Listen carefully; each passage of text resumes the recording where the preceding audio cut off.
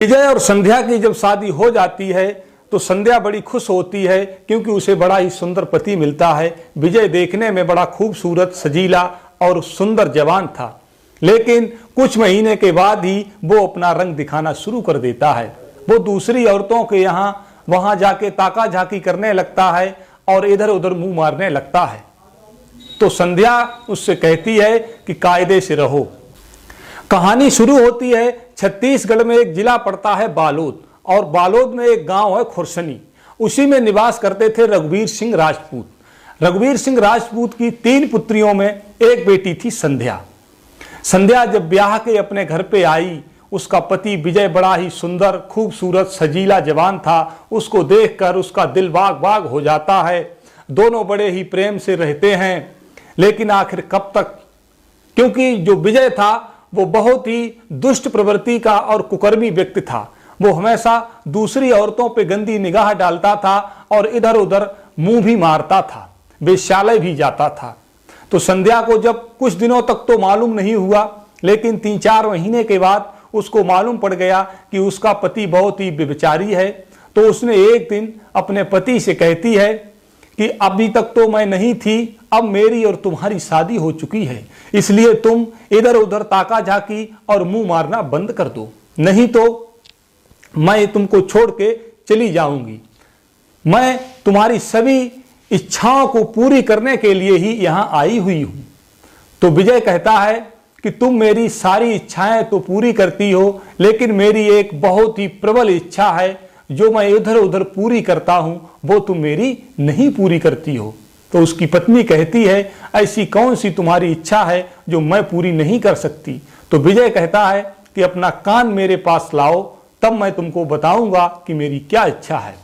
तो उसकी पत्नी संध्या उसके पास अपना कान करती है, तो वो धीरे से फुसफुसा के कुछ कहता है।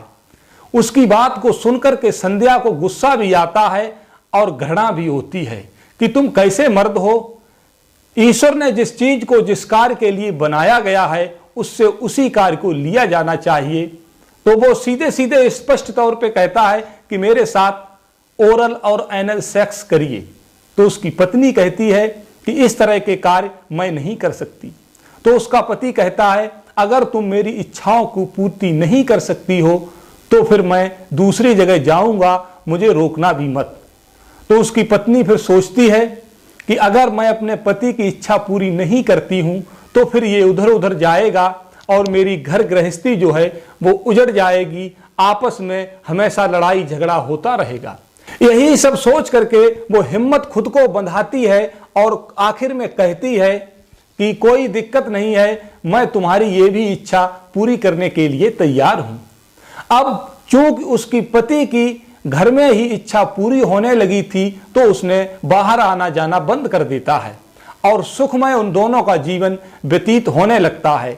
हालांकि उसकी पत्नी को बड़ा दुख और दर्द सहना पड़ा, लेकिन इसके बावजूद उसने अपने घर गृहस्थी को बसाए रखने के लिए, उजड़ने से बचने के लिए उसके पति ने जो कहा वो उसने किया। लेकिन आखिर कब तक?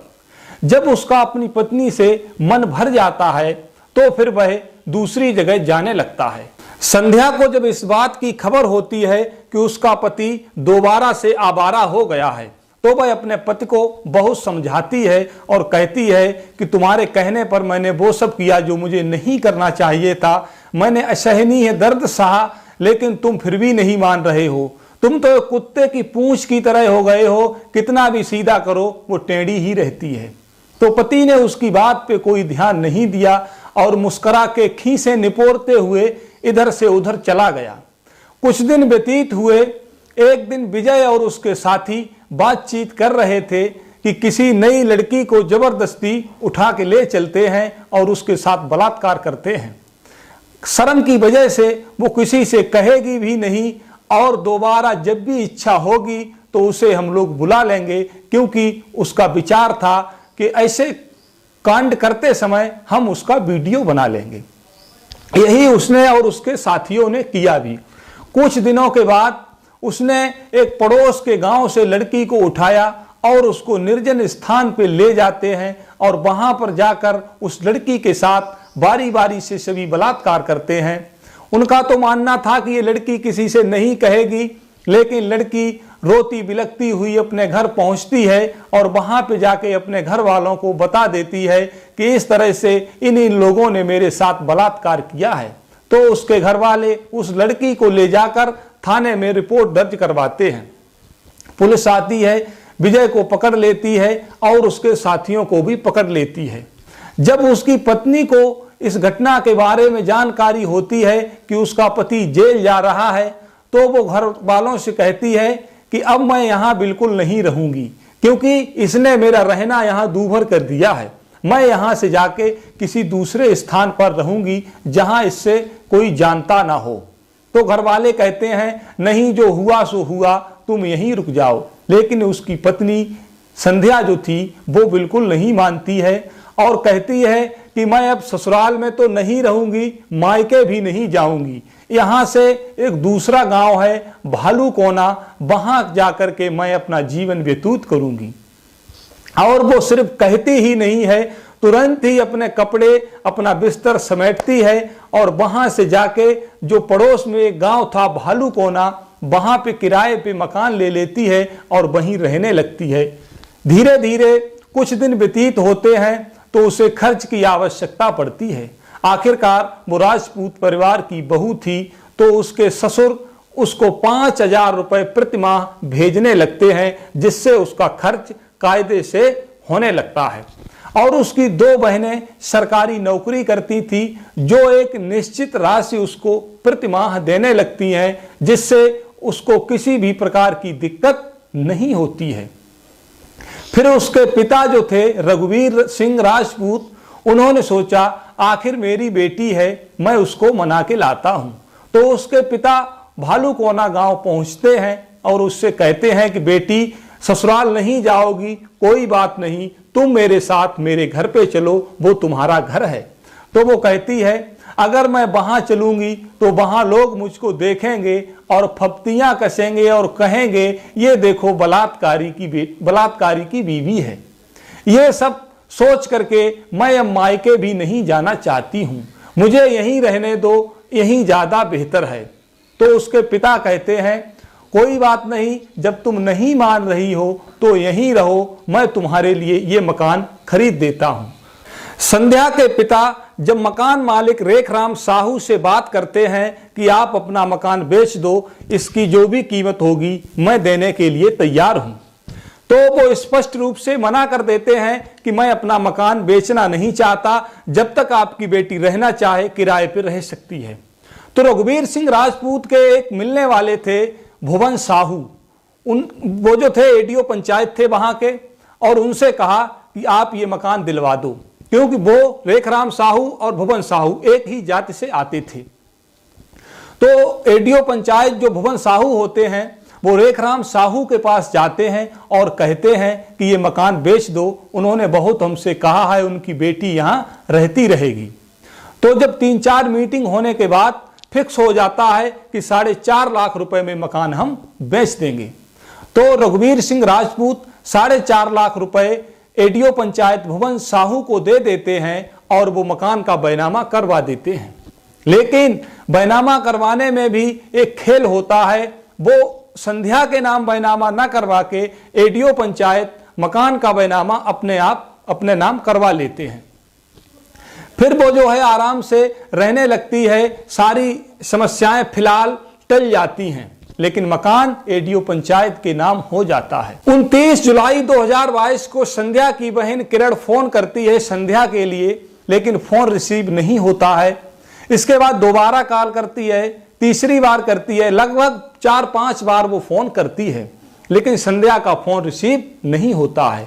तो उसके मन में शंका पैदा होती है कि मेरी बहन तो तुरंत ही फोन उठा लेती थी, आखिर क्या कारण हुआ है कि आज फोन रिसीव नहीं कर रही।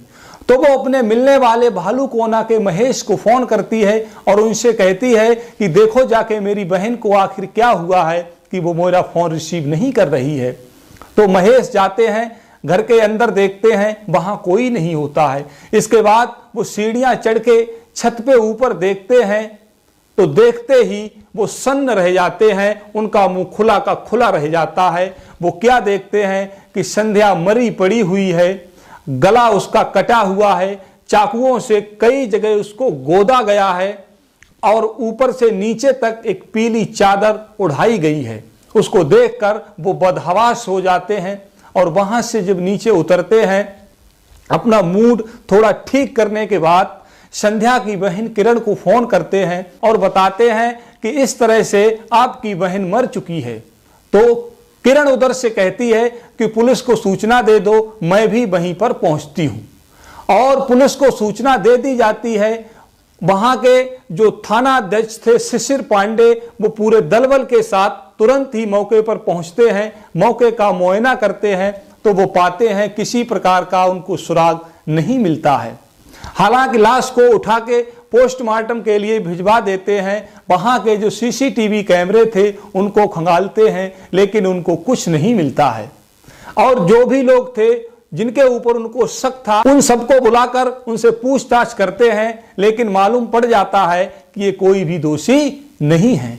ये सोच करके वो वहां से चले जाते हैं। इसके बाद वो कॉल डिटेल निकलवाते हैं संध्या के मोबाइल नंबर की, जिसमें वो पाते हैं कि एक मोबाइल नंबर था जिससे संध्या की लगातार बातें होती रहती थी। उस मोबाइल नंबर की जब कॉल डिटेल निकलवाते हैं तो देखते हैं कि वो विकास यादव नाम के एक लड़के का मोबाइल नंबर था। तो वो जाके विकास यादव को पकड़ कर लाते हैं और चंद मिनट में ही सारी गुत्थी सुलझ जाती है। इस कहानी में नया मोड़ आता है। पति से अलग होने के बाद संध्या 2 वर्षों तक तो शांति से रही, अपना नियम संयम बरतती रही, लेकिन इसके बाद वो अपने मन के ऊपर काबू नहीं कर पाती है। तो वो सोचती है किसी ऐसे लड़के को, किसी ऐसे व्यक्ति को अपनी आगोश में लिया जाए, उससे संबंध बनाया जाए जिससे उसकी आत्मा को तृप्ति मिले। यही सोच करके वो गांव में नजर डालने लगी। तो उसकी नजर में आता है एक विकास यादव नाम का लड़का। विकास यादव जिसकी उम्र लगभग 18-19 वर्ष थी। तो उसी को उसने अपनी नजर में दे लिया था कि विकास यादव को मैं अपने पास बुलाऊंगी। खाता पीता घर का लड़का था, शरीर उसका मजबूत बलिष्ठ था, चेहरे पे उसकी चमक थी। संध्या को एक ही बार में वो लड़का भा जाता है। तो संध्या उसके घर पे जाती है और विकास यादव की मां के साथ बहन का रिश्ता जोड़ लेती है और धीरे धीरे उसके घर पे आने जाने लगती है। इसके बाद अगर कोई काम होता था तो वो विकास को बुलाती थी और कहती थी कि बेटा मेरे लिए सब्जी ले आओ या कोई दूसरी वस्तु ले आओ। इस तरह से धीरे धीरे उसने रिश्ता अपना जोड़ लिया। उसके मन की मुराद तब पूरी होती है। एक बार की बात है, सर्दियों का मौसम था, गांव में चोरों का आतंक था। 3-4 घरों में चोरी हो चुकी थी। तो संध्या अपनी बहन के घर पे गई। मुंह बोली बहन जिसे बनाया था, जो विकास की मम्मी थी, उससे कहा जाके कि बहन ऐसा करो, कुछ दिन के लिए अपने लड़के को, आपका लड़का वैसा मेरा लड़का, मेरे घर पे भेज दो, रात में सो जाया करे और सुबह अपने घर पे आ जाएगा। क्योंकि गांव में चोरियां बहुत हो रही हैं, मैं तो बिल्कुल अकेली रहती हूं बच्चों के साथ में, पता नहीं कब कौन आए मेरा गला दबा के मेरी हत्या कर दे। तो उसकी मां ने मना नहीं किया। उसने कहा कोई बात नहीं बहन, मेरा बेटा वैसा आपका बेटा, और उसको साथ में भेज देती है। पहली ही रात को ऐसी घटना घटित होती है। सर्दी का मौसम तो था ही। तो उसने कहा कि विकास आओ मेरे पास में ही लेट जाओ, सर्दी बहुत है। अपने पास उसको लिटा लेती है और लिटाने के बाद संध्या ने वो कर्म किया, वो कुकर्म किया जो नहीं होना चाहिए था। वो दोनों वासना के सागर में उन्होंने गोते लगाए। इसमें विकास का दोष कम था और संध्या का दोष ज्यादा था। इसके बाद जब सर्दियों का मौसम खत्म हुआ तो विकास के पिता ने कहा कि अब तुम संध्या के घर पे सोने न जाया करो, चोरों का आतंक भी खत्म हो चुका है, अब तुम अपने घर पे लेटा करो। हालांकि विकास का संध्या के घर पे जाना बंद हो चुका था, लेकिन संध्या को जब भी काम वासना सताती थी तो वो विकास यादव को फोन करके बुलाती थी और कहती थी कि मेरे साथ आओ, सहवास करो। इस तरह से वो लगातार उसकी दिन प्रतिदिन इच्छाएं बढ़ने लगी। संध्या मोबाइल पे पोर्न वीडियो देखती थी और देखने के बाद तुरंत विकास यादव को फोन करती थी कि आओ और मेरे साथ आराम करो। इस तरह से उसकी दिन प्रतिदिन इच्छाएं बढ़ती जा रही थीं। विकास चूंकि 18-19 वर्ष का था, धीरे धीरे उसकी उम्र बढ़ रही थी, तो वो ये सोचने लगा था कि मैंने आखिर ये सभी गलतियां क्यों की, मुझे ये गलतियां नहीं करनी चाहिए थी। इस तरह से उसे अपने खुद से घृणा होने लगी थी कि मैं अब ये कार्य नहीं करूंगा। जब उसने उसके फोन पे जाना बंद कर देता है तो संध्या फोन करती है और कहती है, अगर तुम मेरी बात नहीं मानोगे, मेरे पास नहीं आओगे, तो मैं गांव वालों को बताऊंगी तुम इस तरह से मेरे साथ तुम्हारे संबंध हैं और तुम्हारी बदनामी होगी, तुम्हारी शादी भी नहीं होगी। लेकिन विकास ने उन बातों पे कोई ध्यान नहीं दिया। इसके बाद संध्या ने फिर फोन किया और कहती है कि तुम अगर मेरी बात नहीं मानोगे तो मैं पुलिस में जाके कंप्लेंट करूंगी और तुमको पकड़वा दूंगी, तुम्हारी जिंदगी बर्बाद कर दूंगी। आखिर विकास इन सब से कैसे बाहर निकलता? विकास यादव जो थोड़ी ही उम्र का था, परेशान हो चुका था, तो उसने सोचा अब कोई उपाय नहीं है, सिर्फ एक ही उपाय है कि इसको जान से मार दिया जाए। ऐसा ही हुआ। 28-29 की रात थी। विकास अपने घर से एक बैट और एक चाकू लेके निकला और उसकी छत पे चढ़ गया। उसने देखा कि संध्या छत पे ऊपर सो रही थी। सीधा जाके उसने कसके बैट उसके सिर में मारा, देखा और 2-3 चाकू उसके पेट में मारे, उसका गला काट दिया और जान से मारने के बाद वहां से भाग आया।